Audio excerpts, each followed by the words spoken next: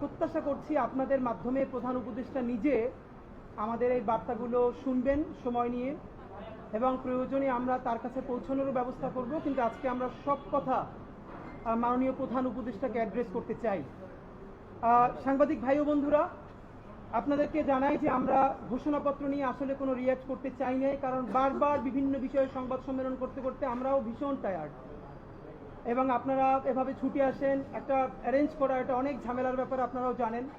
কিন্তু গত দুদিনে আমাদের ইনবক্সে, আমাদের পেজে শত শত টেক্সট এসছে, এবং সব থেকে যেটা গুরুত্বপূর্ণ, আমাদেরকে অগণিত শহীদ পরিবার আমাদের সাথে যোগাযোগ করেছে। তারা মনে করছেন যে তাদের হয়ে কিছু বলবার আমাদের আছে, এবং তাদের কথাগুলো আমাদের মধ্য দিয়ে আমাদের জবানে তারা প্রধান উপদেষ্টার কাছে পৌঁছতে চান।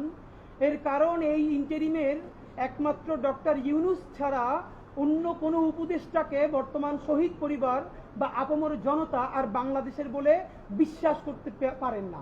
এটা হলো বাংলাদেশের সব থেকে বড় সংকট। সুতরাং আমার পাশে আজকে শহীদ পরিবার দুজন বসবার কথা ছিল, প্রচন্ড জ্যামের কারণে তারা একটু দেরি হয়েছে।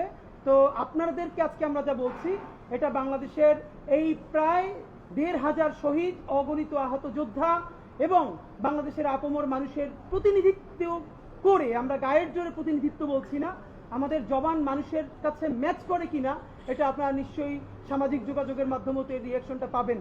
তা আপনাদেরকে একটু শুধু ঘোষণাপত্র নিয়ে আমরা অনেক বড় ফিডব্যাক দিব না। সবার আগে আপনারা বলি, আপনারা জানেন কোনো অরাজনৈতিক পাটাতন থেকে এই ঘোষণাপত্র ৩৬ জুলাইয়ের মধ্যে হতেই হবে। এই জন্য আমরা একটা ছোট প্রেসার গ্রুপ হিসেবে আমাদের তরফে এমন কিছু নাই যা আমরা করি নাই, এবং আমরা তবু এই সরকারকে ধন্যবাদ জানাই যে আমরা যখন চূড়ান্ত আলটিমেটাম দিয়েছি, এই আলটিমেটাম তো আর আমাদের একার আলটিমেটাম না, সারা বাংলাদেশের ১৮ কোটি মানুষের কথা ছিল, এবং সেটাকে তারা সম্মান করে যে কোনোভাবেই হোক তারা একটা ঘোষণাপত্র দিয়েছেন। এই ঘোষণাপত্রের ঐতিহাসিক যে জায়গা, তারা সংসদ ভবনের সামনে দাঁড়িয়ে দিয়েছেন। বৃষ্টির মধ্যে হাজার হাজার মানুষ সেখানে উপস্থিত হয়েছে। অসাধারণ রাজনৈতিক সমঝোতা হয়ে বাংলাদেশের ফ্যাসিবাদ বিরোধী লড়াইয়ে সকল রাজনৈতিক দলের নেতৃবৃন্দ সেখানে তার পাশে ছিলেন, শহীদ পরিবার ছিলেন। এই উদ্যোগটার জন্য আমরা তাদেরকে ধন্যবাদ জানাতে চাই। কিন্তু এরপরে যেটা আমাদের অত্যন্ত কনসার্নের ব্যাপার, আপনারা জানেন এই ঘোষণাপত্রের জবান কিভাবে হবে, এই ঘোষণাপত্রে মানুষের শরিকানা কেমনে নিশ্চিত হবে, এইটা জানবার জন্য ৩ তারিখ, অগস্টের ৩ তারিখ আমরা সরকারের দুজন উপদেষ্টার সাথে জুলাইয়ের বিভিন্ন স্টেক হোল্ডাররা বসেছিলাম একটি সরকারি মিটিংয়ে।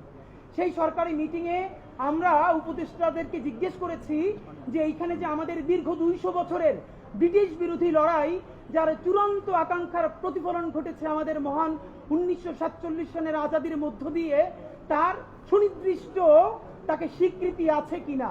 আমাদেরকে উপদেষ্টারা বলেছেন যে হ্যাঁ, ব্রিটিশ বিরোধী লড়াই থেকে শুরু করে সমস্ত সিগনিফিকেন্ট ইস্যুর স্বীকৃতি আছে, এবং তারা আমাদেরকে নিশ্চিত করেছেন।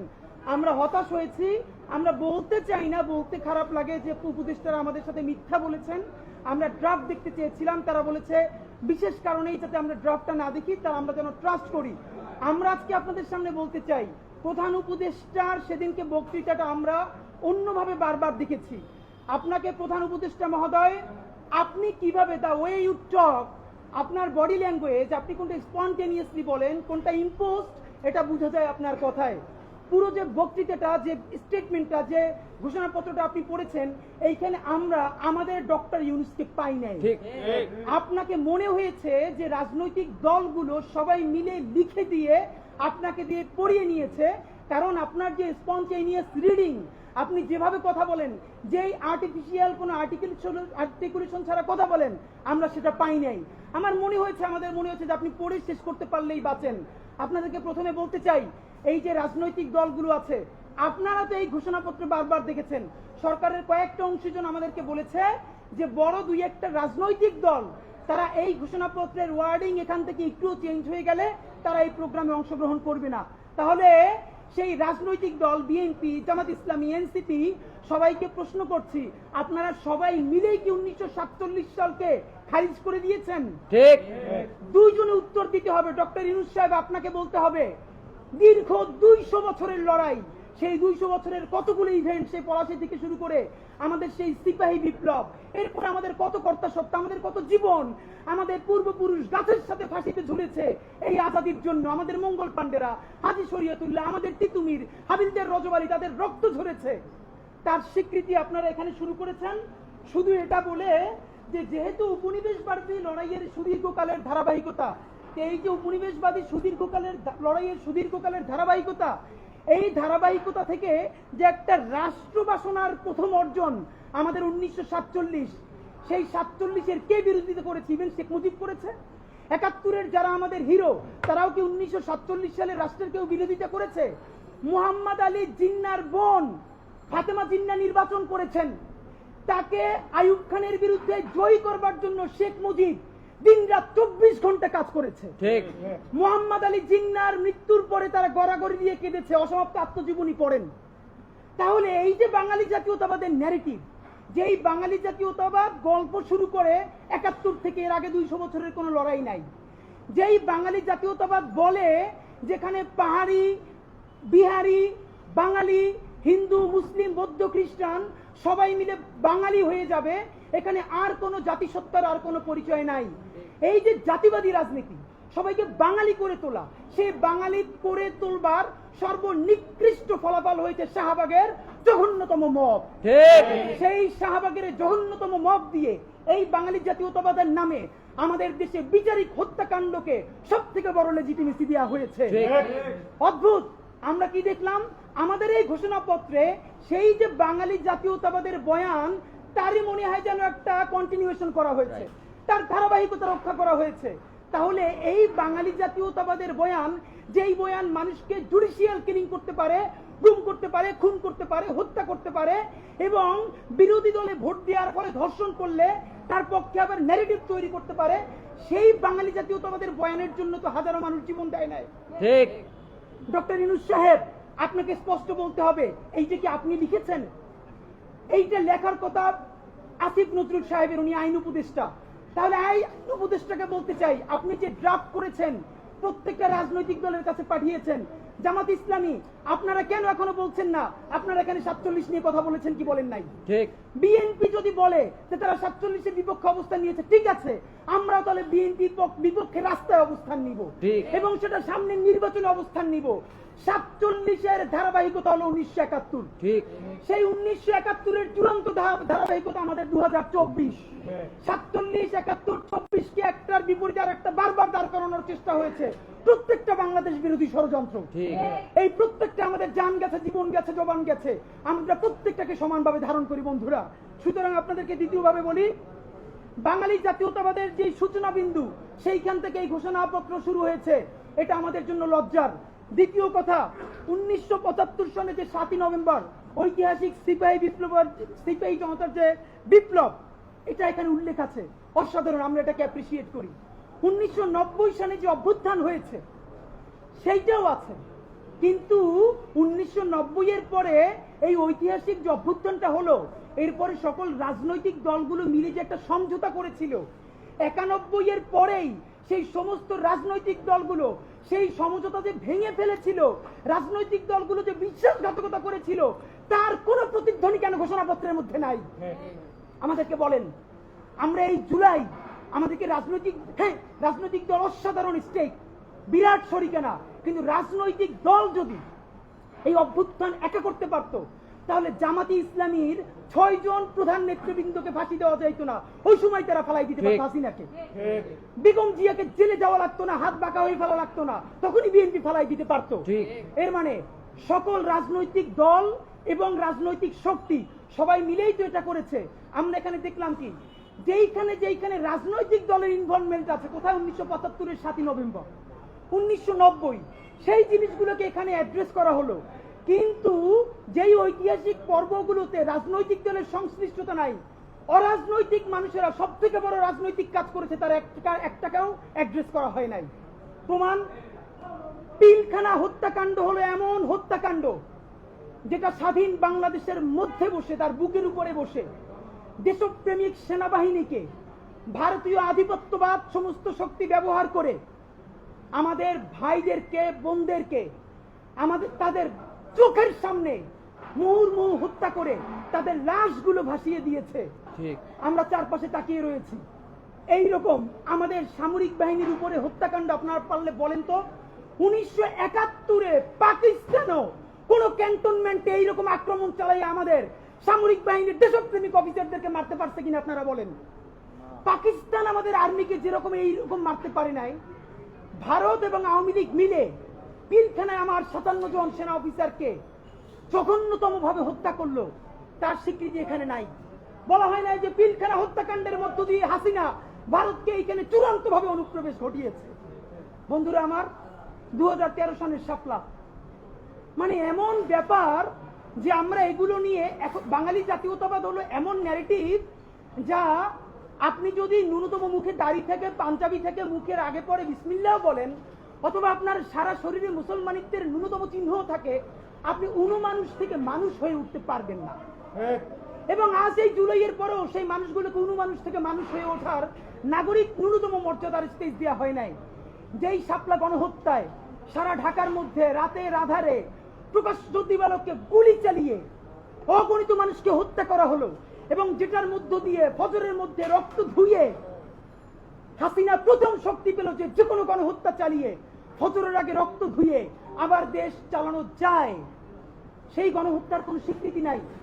আপনি 3টে শব্দ রাখতো ভাই, আপনি যেখানে বললেন 1975-এর 7ই নভেম্বর, আপনি বললেন 90-এর অভ্যুত্থান, আপনি বলেন যে পিলখানা হত্যাকাণ্ড, শাপলা গণহত্যা, আপনি এতটুকু ঠিক কোন রাজনীতির কারণে বাদ দিলেন? পিলখানা হত্যাকাণ্ডের কথা বললে ক্যান্টনমেন্ট খেপে যায়, আমি বুঝি। এই আন্দোলন কি ক্যান্টনমেন্ট করে দিছে? এই ঘোষণাপত্রের মধ্যে বলা হয়েছে সামরিক বাহিনী জনতার পক্ষে অংশ নিয়েছে, আপনারা আবারও তাদেরকে পক্ষে রাখার কথা বললেন। বরং বলা দরকার ছিল 5ই আগস্ট যখন ছাত্র জনতা পঙ্গপালের মতো গণভবনের দিকে জীবনের ঝুঁকি নিয়ে সবাই ছুটে এসেছিল, সামরিক বাহিনী দেশের শৃঙ্খলার স্বার্থে তাদের সামনে থেকে প্রতিবন্ধকতা সরিয়ে নিতে বাধ্য হয়। সামরিক বাহিনী নিজের অক্ষুণ্ণতা বজায় রাখার জন্য দেশপ্রেমিক জনতার সাথে মিলে যেতে বাধ্য হয়েছিল। নইলে এত আইটেম তার আগে নিয়ে এত যান কিভাবে যায়? অথচ আপনি তাকে স্টেক বানিয়ে দিলেন। তাহলে পিলখানার কথা বললে আর্মি খেপে যাবে, আপনি কি এই জন্য পিলখানার কথা বললেন না? শাপলার কথা বললে কেউ কেউ কোন বুদ্ধিজীবী এখন এই অভ্যুত্থানকে রাইট উইং অভ্যুত্থান বলে। কিরে ভাই, এই উপদেষ্টাদের মধ্যে একমাত্র ধর্ম উপদেষ্টা ছাড়া আর কে রাইট উইং এর? এখানে জাসদের আছে, কে নাই আমাকে বলেন। তাহলে কি রেজওয়ানা হাসান আপা, শারমিনা মুর্শিদ ওনাদেরকে এখন বোরকা পরাইয়ে দিয়ে রাইট উইং বানাই ফেলতে হবে? তাহলে তো উচিত তাদেরকে বোরকা সাপ্লাই দেওয়া। এইটারও রাইট উইং বানাইতে পারতেছে, অথচ এরকম ইনক্লুসিভ গভর্নমেন্ট কবে হয়েছিল? তা আপনাদেরকে বলতে চাই যে এই শাপলার এই যে যাত্রাবাড়ি থেকে শুরু করে আলেমরা সারা দেশে, আপনারা মিডিয়ার ভাইয়ের একটা ভিডিও কালকে দেখেছেন, আমরা এর আগে কেউ দেখি নাই। এই এতদিন পর ভিডিওটা সামনে এসেছে, যাত্রাবাড়িতে একটা ছোট স্কুলের মেয়ে পুলিশের তুমুল গোলাগুলির মধ্যে কিভাবে বুক চিতিয়ে দাঁড়িয়ে আছে। ঠিক ভাই, আপনি ভাবেন এই বাচ্চাটা আপনার মেয়ে, আপনার বোন, আপনার ভাতিজি, আপনার ভাগ্নি। আমরা এখনো ডিটেক্ট করতে পারি না এই বাচ্চাটা বেঁচে আছে কিনা। পরে আমরা নিউজে দেখলাম এরকমই একটা বাচ্চার মতো দেহ পুলিশের গাড়ির মধ্যে নিথর হয়ে পড়ে আছে। এই বাচ্চাটা কিনা জানি না। যেই যাত্রাবাড়ি স্টালিনগ্রাদ হয়ে উঠলো আলেমদের কাছে, সেই শাপলাকে আপনি বাদ দিয়ে আপনি কোন ফ্যাসিবাদ আবার আনতে চান? আপনাদের এত হীনমন্যতা কিসের? শাপলাই হীনমন্যতা, পিলখানা হীনমন্যতা। তাহলে তাদের রক্তের বিনিময়ে যে সরকারে আছেন সেখানে থাকতে আপনাদের লজ্জা হয় না? আপনাদেরকে সর্বশেষ আপনারা বলতে চাই, এই যেই হাসিনার পালাইতে বাধ্য হইছে যেই জেনজিদের কারণে, সেই জেনজিরা কিন্তু রাজনীতি সচেতন হয়েছে ঐতিহাসিক একটা ইভেন্টের মধ্য দিয়ে। এইটার কথা কেউ বলে না। যেই জেনজিরা স্ল্যাং নিয়ে রাস্তায় নেমে গণহত্যাকারীকে পালাতে বাধ্য করেছে, রাজনৈতিক দল তাদেরকে ইমাম মেনে পিছনে মুক্তাদি হিসেবে দাঁড়িয়েছে, সেই জেনজিরা প্রথম রাষ্ট্রের মালিকানা গ্রহণ করে নিরাপদ সড়ক আন্দোলনের মাধ্যমে। সেই নিরাপদ সড়ক আন্দোলনে প্রাইভেট বিশ্ববিদ্যালয়, পাবলিক বিশ্ববিদ্যালয়, 6, 7, 8, 9 এর বাচ্চারা, তাদের বাবারা মায়েরা খাবার নিয়ে রাজপথে নেমেছিল। ওই সময় রাজনৈতিক দলগুলো তাদের সাথে শতভাগ নামতে পারলে আওয়ামী লীগ ওই দিনে পড়ে যাইতো। আমাদের নিরাপদ সড়ক আন্দোলনে আমাদের বাচ্চাগুলো কিভাবে রক্তাক্ত হয়েছে, কিন্তু এই রক্তাক্ত হওয়ার মধ্য দিয়ে তারা প্রথম এই এস্টাবলিশমেন্টকে, ফ্যাসিবাদকে গালি দিয়া শিখেছে। তারই চূড়ান্ত পরিণতিতে মাত্র 5 বছরের মধ্যে আমরা হাসিনাকে পালাতে বাধ্য করতে পেরেছি। আপনারা নিরাপদ সড়ক আন্দোলনের কথাটাও বললেন না। সুতরাং প্রধান উপদেষ্টা মহোদয়, আপনাকে বিনীত অনুরোধ করি, এইটা কোরআন না বা বাইবেল না যে কোনোভাবে সংস্কার করা যাবে না। প্লিজ, এই ঘোষণাপত্রকে আমি অ্যাপ্রিসিয়েট করি। মন্দের ভালো তো ভালো, কিছু তো হলো, কিন্তু এখানে অবশ্যই 1947-এর স্বীকৃতি এবং 1975-এর 7 নভেম্বর 1990-এর অভ্যুত্থানের ঠিক সাথেই আমাদের পিলখানা, আমাদের শাপলা এবং নিরাপদ সড়ক আন্দোলনের ঐতিহাসিক ঘটনাকে একনলেজ আপনাকে করতেই পারতে হবে। বন্ধুরা আমার, আর একটা ওয়ার্ডিং নিয়ে কথা বলবো। এই ঘোষণাপত্রের মধ্যে বলেছে হাসিনাকে পালিয়ে যেতে বাধ্য করা হয়। হাসিনা পালিয়ে যেতে বাধ্য হয় না, আমরা হাসিনার পতন ঘটিয়েছি বলতে হবে। ফ্যাসিবাদী হাসিনার পতন হয়। পালিয়ে যেতে বাধ্য করা হয়, কোনো প্যাসিভ কথা বলা যাবে না। এখানে অ্যাক্টিভ, আমরা অ্যাক্টিভ মুডে ছিলাম, এখানে কোনো প্যাসিভ ভয়েস নাই। বলবেন যে অগণিত পুরো ছাত্র জনতার শক্তি তার পতন ঘটিয়েছে এবং সেই পতনের ফলে সে ভারতে পালিয়ে যেতে বাধ্য হয়। বন্ধুরা আমার, সর্বশেষ কথা বলি, এই ঘোষণাপত্রের রিয়েকশনে এখানে অনেকগুলো গুমের কথা আছে, খুনের কথা আছে, কিন্তু বিচারিক হত্যাকাণ্ডের কথা নাই। অথচ এই ফ্যাসিবাদ যেটা করেছে, বাংলাদেশের বিচার কাঠামোকে জাহান্নামে পাঠিয়ে দিয়েছে। এর মানে কি এইটা যে বিচারিক হত্যাকাণ্ড বললে জামাতের যে নেতাদের ফাঁসি হয়েছে তারা যদি একটা অ্যাডভান্টেজ পেয়ে যায় কিনা? আপনারা কি সেই ভয় থেকে বিচারিক হত্যাকাণ্ডের কথা বলেন নাই? প্লিজ এটা আপনাদেরকে বন্ধ করতে হবে। এবার বন্ধুরা, ঘোষণাপত্রের ফিডব্যাকের পরে অত্যন্ত গুরুত্বপূর্ণ কথা আপনাদের সাথে জুলাই সনদ নিয়ে। আমরা প্রত্যাশা করছি আগামী কয়েকদিনের মধ্যে জুলাই সনদ স্বাক্ষরিত হবে। নাম্বার 1, এই ঘোষণাপত্রে আপনারা যেরকম ভুজুং বাজুং দিয়ে জাতিকে বুঝাইছেন, আপনারা এই জুলাই সনদে সর্বশেষ বলেছেন, আমার হাতে প্রধান উপদেষ্টা মহোদয় 5ই আগস্ট একটি দীর্ঘ বক্তৃতা করেছেন। এই বক্তৃতার পুরো কপি আছে। এই বক্তৃতা অনুযায়ী উনি বলেছেন শীঘ্রই জুলাই সনদ বাস্তবায়ন হবে। এই জুলাই সনদের জন্য 19টা মৌলিক সংস্কারে সবাই ঐক্যমত্য পোষণ করেছে। এরপরে যে কথাটা আর বলা হয় না, এই 19টা ঐক্যমত্যের মধ্যে বিএনপি বলেছে তার মধ্যে 10টাই তারা নোট অফ ডিসেন্ট দিয়েছে। তো নোট অফ ডিসেন্ট কি? নোট অফ ডিসেন্ট হলো আপাত দৃষ্টিতে আমি এটা মাইনে নিলাম, কিন্তু আমি আসলে এইটার সাথে একমত না। তাহলে বিএনপি এই 19টার মধ্যে যেই 10টা নোট অফ ডিসেন্ট দিছে, সেই 10টাই তো মোস্ট সিগনিফিকেন্ট জায়গা। তাহলে বিএনপি সরকার গঠন করার পরে এর একটাও যদি বাস্তবায়ন না করে, তাহলে আমরা কেমনে বিএনপিকে ধরবো বলেন? মানে আইনি বাধ্যবাধকতা কোথায়? বিএনপি তো তখন বলবে, কেন ভাই, আমি তো বলেই দিয়েছি স্বাক্ষর করার সময় যেখানে আমার দ্বিমত আছে, এখন আমি এটা পারতেছি না বাস্তবতায়। মজার ব্যাপার বলি, সরকারের কয়েক জায়গায় জিজ্ঞেস করেছি, বলেন তো 19টা মৌলিক সংস্কারের মধ্যে আপনাদের কাছে একটা মোস্ট সিগনিফিকেন্ট কোনটা? তারা বলেছে সংসদের উচ্চকক্ষে পিআর ব্যবস্থা আনুপাতিক হারে। এবং আপনাদেরকে জানাই রাখি, সংসদের উচ্চকক্ষে যে পিআর, বিএনপি এখানে নোট অফ ডিসেন্ট দিয়েছে। যে সংসদের উচ্চকক্ষে বিএনপি যে নোট অফ ডিসেন্ট দিয়েছে, এটাও যদি সে বাস্তবায়ন না করে, তাহলে আমরা, মানে আপনি ভাবেন আমরা কি কারণে, ঠিক কোন কারণে আমরা এখন এই কথাগুলোকে বিশ্বাস করবো? রাজনৈতিক দলগুলোকে তারা ইন্টারিম থাকা অবস্থায় আমাদের চোখের সামনে 47কে নাই করে দিল, পিলখানাকে নাই করে দিল, শাপলাকে নাই করে দিল, নিরাপদ সড়ক আন্দোলনকে নাই করে দিল, বিচারিক হত্যাকাণ্ডের কথা তারা বললো না।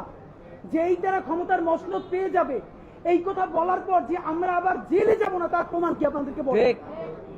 তাহলে আপনারা এটা কি চান? ডক্টর ইউনূস সাহেব, নাম্বার 2, আপনাকে বলতে চাই, আইনি বাধ্যবাধকতা আমাদেরকে অন্তত 20 জন শহীদ পরিবার বলেছে। ডক্টর ইউনূস সাহেব কি এগুলো সব সামনে সংসদের জন্য রেখে দেখেছে? তাহলে সে কি করবে? প্রধান উপদেষ্টা, এবার আপনার জন্য স্পেসিফিক 3-4টা আমাদের কথা আছে। আমরা এই কথাটার কথা লিখেছি ইন্টারিম বনাম ইউনূস। এখন যে কথাটা আপনাদেরকে বলবো, এই কথাটা আমরা প্রচুর হোমওয়ার্ক করে বিভিন্ন গণমানুষের সাথে, রিক্সাওয়ালা, ভ্যানওয়ালা, সবজিওয়ালা, পেশাজীবী, বিশ্ববিদ্যালয়ের শিক্ষক থেকে শুরু করে অনেকের সাথে কথা বলে আমরা এই কথাটা বলবার চেষ্টা করেছি। ডক্টর ইউনূস সাহেব, আমরা এখন পর্যন্ত যতদূর বুঝতে পেরেছি, আপনার ক্যাবিনেটের অলমোস্ট সকল উপদেষ্টা প্রতিদিন আপনাকে একটা আর্মি কুয়ের জুজু দেখাচ্ছে। ঠিক, আপনি সচিবালয়ের সংস্কার করলেই আর্মি টেক ওভার করবে। আপনি যদি পিলখানার কথা বলেন, আর্মি টেক ওভার করবে। এইটার একটা প্রমাণ কি দিয়েছে? বাংলাদেশের ছাত্র জনতার একমাত্র প্রতিনিধি বানিয়েছে তারা এনসিপি কে। প্রধান উপদেষ্টা কান খুলে শুনে রাখেন, এনসিপি একটা রাজনৈতিক শক্তি, কিন্তু কোটি কোটি জুলাই যোদ্ধাদের একমাত্র মুখপাত্র তারা নয়। এনসিপি সমাবেশ করলে লোক কম হয়, এর মানে এই না যে মানুষ জুলাই ভুলে গেছে অথবা জুলাইয়ের রক্তের সাথে সে গাদ্দারি করার কারণে অনুমতি দিচ্ছে।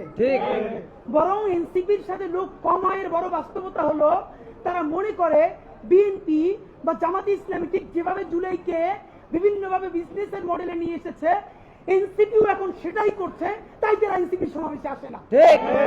কিন্তু এই মানুষ, কোটি কোটি মানুষ এখন পর্যন্ত রাস্তায় নামতে প্রস্তুত যদি আপনি একটা বিপ্লবী ভাষণ দিয়ে জনতার পক্ষে সংস্কারের আপার হ্যান্ড নিয়ে নিতে পারেন।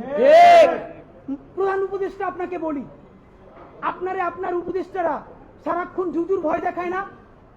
আপনারে বলি, একটু কান দিয়ে শুনেন। যদি ওয়াকার সাহেবের এবং আর্মি জেনারেলদের সাহস থাকে, আইরিপি সাহস থাকে, একটা কুক ওইতে দেখাইতে বলেন। ভাইরা, ব্যাপারটা এমন না। লিথাল উইপেন যখন চলে তখন পুলিশের উইপন আর আর্মির উইপেনের পার্থক্য থাকে না, প্রত্যেকটাই জীবন কাইড়ে নেয়। এই মাত্র একটা বছর আগে আমাদের হাজারো হাজারো শহীদ যেইগুলিতে শহীদ হয়েছে, এর চেয়ে দামি গুলি তো আর্মি আমাদের উপরে ব্যবহার করতে পারবে না। আপনি মনে রাখেন, এই ওয়াকার সাহেব অথবা আর্মি যদি কোনো কু করার চেষ্টা করে, জনগণ গিয়া ক্যান্টনমেন্টের ইট খুঁজে নিয়ে আসবে। ইট, একটা ইট ক্যান্টনমেন্টে আস্থা থাকবে না। আপনি লাইকে রাখেন। আপনি কারে ডরান?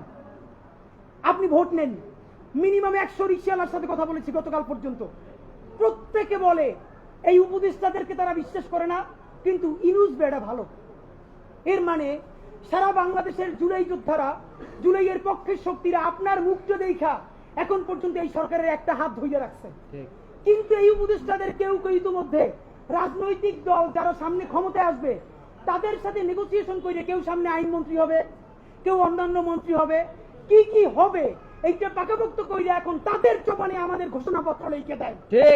এখন সেই ক্ষমতায় যারা আসবে সেই দলের মুখপাত্র হয়ে তারা এই সরকারের মধ্যে কাজ করে। প্রধান উপদেষ্টা, আপনার একটা কথা বলি, আমরা আগেও বলেছি এই সরকারের সকল উপদেষ্টা এক পা অন্য দেশে, বিপদ হইলে ভাইগে যাবে, কিন্তু আমরা দৃঢ়ভাবে বিশ্বাস করি আপনি ভাববেন না। এর প্রমাণ, আপনি যদি ভাবতেন পৃথিবীর কোন দেশ আপনারে রাখতে চায় না বলেন, তাহলে হাসিনার আমলেও 10 তলা বিল্ডিং বাইয়া আপনার আদালতে হাজিরা আপনি দিতে আসতেন না। আপনি তখনই বিদেশ থাকতে পারতেন। আপনি এই দেশে থাকতে চান বলেই আপনি আসছেন, আমরা বিশ্বাস করতে চাই। মাননীয় প্রধান উপদেষ্টা, আপনি বাঁচবেন কয়দিন বলেন? আপনার এত বয়স হয়েছে, বাংলাদেশের গড়ায় উঠছে প্রায় 20 বছর বেশি পাচ্ছেন। আমার বাপের 63 বছর বাঁচছে, তার চেয়ে আপনি প্রায় 20 বছর বেশি পাচ্ছেন। মাঝে মধ্যে মৃত্যু বেঁচে থাকার চেয়ে অধিক। মাননীয় প্রধান উপদেষ্টা, আপনি একটা গবেষণা করেন, বাংলাদেশে গত 50 বছরে কোন রাষ্ট্রপ্রধানের 30 মিনিট 40 মিনিটের বক্তৃতা রিক্সা চালক, ভ্যান চালক, সবজি বিক্রেতা, বিশ্ববিদ্যালয়ের প্রফেসর, ছাত্র জনতা আধা ঘন্টা বসে তার বক্তৃতা শুনে নজির নাই, যেটা আপনারটা হইছে। এটা কিন্তু আপনার চেহারা দেখে না। আপনি রাজনৈতিক দল করছিলেন, ফেরও করছেন, কিন্তু এইবার যে আপনার এই বাংলাদেশের পক্ষে হৃদয় নিংড়ে ভালোবাসা, আপনি যখন বক্তৃতা করেন আপনি আর্টিফিশিয়াল কিছু বলেন না, কিন্তু আপনি যখন ঘোষণাপত্র বললেন আপনার চেহারা আর্টিফিশিয়াল ছাপ। ইদানিং আপনি স্ক্রিপ্ট দেখে দেখে বক্তৃতা করেন, এগুলো আমরা চাই না। মাননীয় প্রধান উপদেষ্টা, আপনার অন্তরে যা আছে, আপনারা যে বাধ্য করে তার কথা বলে দেন না। আপনারা কি করবে বলেন? আপনার খুন করবে। আপনি প্রায় 80 বছর বাঁচছেন, আর কয় বছরই বা বাঁচবেন? আপনি কি খাবেন, কি বাঁচবেন? আপনি বরং যদি আপনার আর্মি মেরে ফেলে, আপনারা যদি ভারতীয় আধিপত্যবাদ গুলি করে, আপনাকে যদি হত্যা করা হয়, কিন্তু সেই রক্তের বিনিময়ে যদি আপনি শহীদদের রক্তের বিনিময়ে নতুন বাংলাদেশ গড়ে যেতে পারেন, আগামী 1000 বছর বাংলাদেশের মানুষ নামাজে প্রার্থনায় আপনার জন্য শুধু দোয়া করবে। বুড়ো মানুষটা থেকে শুরু করে শিশু আপনার বক্তৃতা শুনে মাননীয় উপদেষ্টা কতক্ষণ জানেন? যতক্ষণ আপনি জুলাইয়ের জবানে কথা বলেন। কিন্তু যেই রাজনৈতিক দলের কাছে কোন ধরনের সংস্কার ছাড়া আপনি নির্বাচনের কথা বলতেছেন, আপনি কি কি বলছেন আপনার একটু পইরা শুনাই। আপনার ঘোষণাপত্র থেকে অল্প কয়েক টাকা মার্ক করে নিয়ে আসছি। মাননীয় প্রধান উপদেষ্টা, আপনি বলছেন যে সামনের নির্বাচনে, এবারের নির্বাচন যেন আনন্দ উৎসবের দিক থেকে, শান্তি শৃঙ্খলার দিক থেকে, ভোটার উপস্থিতির দিক থেকে, সৌহার্দ্য আন্তরিকতার দিক থেকে দেশের ইতিহাসে স্মরণীয় হয়ে থাকে, এই সকল আয়োজন করা হবে। মাননীয় প্রধান উপদেষ্টা, 6 মাস বাকি আছে। এই 6 মাসের মধ্যে আপনি এই উদযাপন কেমনে করবেন? নির্বাচন শুরু হইতে পারে না, এর মধ্যে মানুষকে হত্যা করতেছে রাজনৈতিক দল একটা আরেকটারে। তাহলে এই আমলা, এই পুলিশ, যেই পুলিশ রাজনৈতিক দলের ছত্রছায়া আবার হত্যাকাণ্ড ঘটাবে, আপনি তারা দিয়ে কেমনে পারবেন? প্লিজ আপনার এই বৃদ্ধ কাঁধে রাজনৈতিক দলগুলোর বন্দুককে রাখতে দিয়েন না। আপনি না পারলে কুইট করেন, ওরা নিজেরা বুঝে খাক। কিন্তু রাজনৈতিক দলের একমাত্র মুখপাত্র হইয়া বাংলাদেশের মুখপাত্র থেকে আপনি বিদায় নিয়েন না। আপনি নির্বাচনের কথা বলছেন, আমরা খুশি হয়েছি, কিন্তু ইতিহাসের স্মরণীয় নির্বাচন করার রুটম্যাপ কোথায়? বাংলাদেশের রাজনৈতিক দলগুলো আপনার সাথে মিটিং করে সামনে এসে বলে আমরা নির্বাচনের রোডম্যাপ দেখি নাই, আমরা হতাশ। ভিতরে কথা বলার চেষ্টা করলাম, আফসোস রাজনৈতিক দলগুলো এত বদমাশ কেমনি হয় ভাই? ভিতরে তারা একটা বারো ভালো করে কোনো রাজনৈতিক তারা নির্বাচনের ম্যাপ দেয় না। প্রধান উপদেষ্টারে তারা গিয়ে বলে বড় দলগুলো, ওই পেট্রো বাংলার চেয়ারম্যানটা কিন্তু আমাদের লাগবে, অমুক বিশ্ববিদ্যালয়ের ভিসি কিন্তু আমাদের লাগবে, স্বরাষ্ট্র আর জনপ্রশাসন মন্ত্রণালয়ের সচিবটা কিন্তু আমাদের লাগবে। বাইরে এসে বলে আমরা নির্বাচন না দেখে হতাশ। একই বিচারিতা। আপনার প্রতি অনুরোধ, এই যে আপনারা বাহিরে এসে বলে যে আপনি নির্বাচন দেন না, আপনি কেন প্রেস মিট করে বলেন না বিএনপি আমার পেট্রো বাংলা চাই, জামাত আমার স্বরাষ্ট্রমন্ত্রী চাই, এনসিপি আমার কাছে জনপ্রশাসন চাই, বলে দেন। ধরেন আপনি বইলে দিচ্ছেন, করবে কি? মারবে। আপনি এমনি একদিন বইলে দেবেন, আজীবন বাঁচবেন। আপনি বইলে দেন না, ওদের নেংটে বইলে দেন। রাজনৈতিক শক্তির আমরা পক্ষে, কিন্তু রাজনৈতিক দলের নামে নিপীড়নের পক্ষে আমরা নয়। বন্ধুরা আমার, আপনারা একটা কথা বলেছেন, এখন থেকে প্রতিদিন আলাপ করুন আপনার এলাকায় ভোটদান ব্যবস্থা কেমন হলে সুন্দর হয়, কেমন হলে আনন্দমুখর হয়, সেটা আগে থেকে ঠিক করার জন্য, নতুন বাংলাদেশের কাজ করার জন্য সেইটি আপনারা প্রস্তুতি নেন। মাননীয় উপদেষ্টা যমুনে বললে হবে না, এলাকায় গিয়ে যদি এই এলাকা শুরু করি আমার পিটাইয়া ছালবাকল উঠেই আবার ঢাকায় পাঠাইবে। ঠিক, ঢাকার এলাকা কিন্তু এক না। এলাকায় সেই পরিবেশ আপনি তৈরি করতে পারছেন? এলাকার ওসি প্রতিদিন এখন বিএনপির উপজেলা সভাপতির ফোন করে ডায়াবেটিসের খবর নেয়।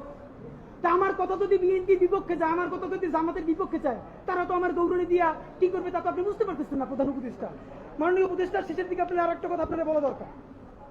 আপনি এইখানে খুবই স্পেসিফিকলি বারবার নির্বাচনের যে রোডম্যাপটা দিয়েছেন, আমরা অত্যন্ত খুশি হয়েছি। আপনার হাতে সময় আছে 6 মাস। আপনাকে চূড়ান্তভাবে আমরা কয়েকটা প্রস্তাবনা দিতে চাই। নাম্বার 1, এই 6 মাসের মধ্যে আপনি একটা আপার হ্যান্ড নেবেন। সেই আপার হ্যান্ডের চূড়ান্ত কাজ আগামী 1 সপ্তাহের মধ্যে আপনি ইন্টারিম ভেঙে দেন। ঠিক, এই ইন্টারিমের অনেক উপদেষ্টা এখন সামনে কেউ বিএনপির, কেউ জামাতের, কেউ এনসিপির মুখপাত্র হইয়া তাদের দলীয় এজেন্ডাগুলো আপনার সামনে রেখে বাস্তবায়ন করবে। এইটা আপনি হতে দিয়েন না। আপনি অতি জলদি যে নির্বাচনটা উপহার দিতে চান তার জন্য ইন্টারিম ভেঙে দেন এবং অতি দ্রুত তত্ত্বাবধায়ক সরকার ঘোষণা করেন। এই ইন্টারিম ভেঙে দিয়া আপনি প্রধান হইয়া আপনি তত্ত্বাবধায়ক সরকার ঘোষণা করেন। আগামী 6 মাস মাননীয় প্রধান উপদেষ্টা, এটা অনেক অনেক বেশি ইনাফ, মোর দ্যান ইনাফ এই দেশে পাল্টাই দেওয়ার জন্য। আপনি কিছু বিপ্লবী সিদ্ধান্ত নেন। সেই বিপ্লবী সিদ্ধান্তের মধ্যে আপনি 1 নম্বরে বলেন যে এই যদি ক্ষমতায় আসবে ওয়াদা করতে হবে 72-এর সংবিধানকে বাতিল করতে হবে। যেই 72-এর সংবিধানের মধ্য দিয়ে বাকশাল হয়েছে, বিচারিক হত্যাকাণ্ড হয়েছে, সেই সংবিধানকে নতুন সংসদে বাতিল করে জুলাইয়ের ঘোষণাপত্রের আলোকে এবং জুলাইয়ের সনদের আলোকে নতুন সংবিধান রচনা করতে হবে। নাম্বার 2, প্রতিনিধিত্বশীল স্বাধীন পুলিশ কমিশন গঠন করতে হবে। আমরা বলেছি শুধু পুলিশ কমিশন না, কারণ এই পুলিশ যদি জানে আগামীতে বিএনপি ক্ষমতায় আসবে, জামাত ক্ষমতায় আসবে, সে হোমওয়ার্ক কইরা প্রত্যেকটা কেন্দ্র দখল করে ব্যালট ভরে দিবে, কারণ সে জানে তাহলে তার পোস্টিংটা ভালো হবে। সুতরাং আমরা চাই একটা প্রতিনিধিত্বশীল স্বাধীন পুলিশ কমিশন।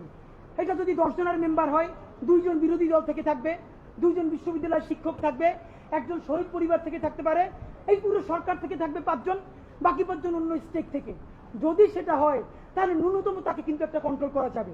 নাম্বার 2, আপনি ন্যূনতম জুডিশিয়াল রিফর্ম না করে আপনি কিসের নির্বাচন দিচ্ছেন? এই যে নির্বাচনে খুন হবে প্রচুর, সেই খুনগুলো নিয়ে তো মামলা হবে।